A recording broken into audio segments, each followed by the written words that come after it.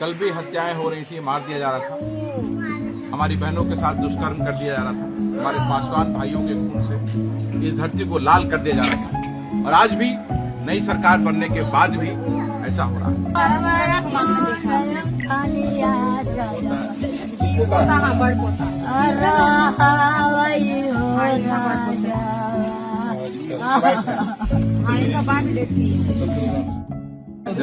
लीजिए, अरे बड़ा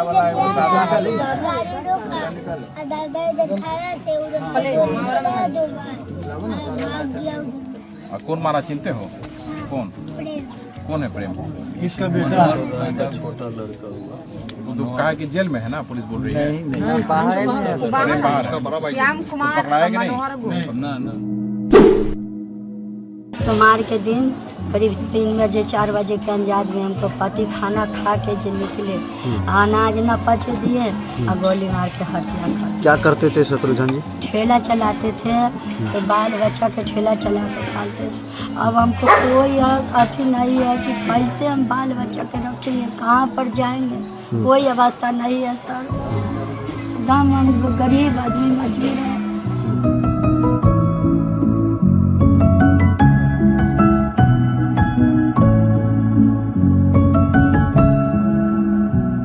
ये बड़े अफसोस की बात है कि पूरे बिहार में कल भी दलित समाज हमारा जो था, और उसमें विशेषकर पासवान रविदास कल भी असुरक्षित था, आज भी असुरक्षित है। कल भी हत्याएं हो रही थी, मार दिया जा रहा था, हमारी बहनों के साथ दुष्कर्म कर दिया जा रहा था, हमारे पासवान भाइयों के खून से इस धरती को लाल कर दिया जा रहा था।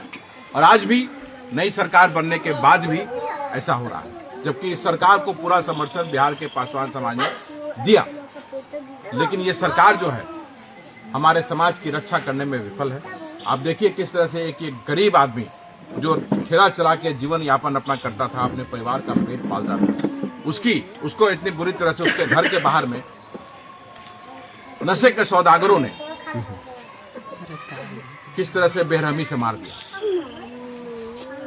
और अपराधी का कोई जात नहीं होता है, चाहे वो यादव हो या कोई भी हो, उसकी गिरफ्तारी होनी चाहिए, कड़ी से कड़ी सजा मिलनी चाहिए, हमारा ये मानना है। और मुझे लगता है कि यही एक बहुत बड़ा कारण है जिससे कारण बिहार में इनकी सरकार बनने में विफल हुई, क्योंकि 90% जगह जहां हम देखते हैं ये शोषण अत्याचार जो है इन्हीं लोगों के द्वारा किया जा रहा है। तो हमारी मांग है, और मैं जो भी पदाधिकारी हैं उनसे पर्सनली मिलूंगा और मिल करके इनको न्याय दिलाने के लिए हर संभव प्रयास करूंगा। और मुझे उम्मीद है कि जहां जहां भी हम प्रयास करते हैं वहां लोगों को न्याय मिलता है, और यहां भी मिलेगा। इनको घबराने की जरूरत नहीं है।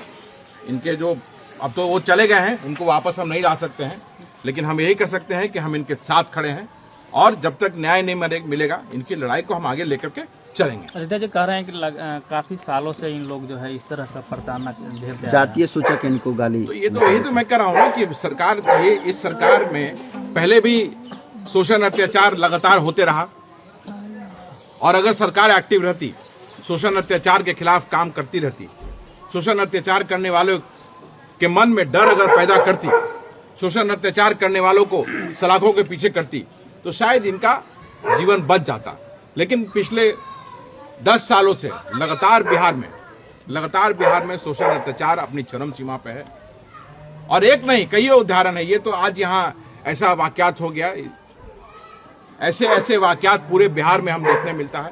और हमेशा हमारे पासवान रविदास भाइयों को मार दिया जाता है, हमारी बहनों के साथ दुष्कर्म किया जाता है। और गाली वाली तो देखिए लगातार ये लोग, जैसे इन्होंने कैसे कहा कि जाति सूचक गालियां हमेशा इन्हें दी जाती। तो सरकार का कर्तव्य है कि आप सुरक्षा का माहौल बनाइए, और अपराधी और अत्याचार करने वाले जो हैं उनके मन में एक डर का माहौल पैदा करना चाहिए, जिससे कि ये शोषण अत्याचार न हो। सम्राट चौधरी कह रहे हैं कि माफियाओं को जमीन दोज कर रहे हैं, लेकिन राजधानी में जब ये हाल है तो क्या कहेंगे सर?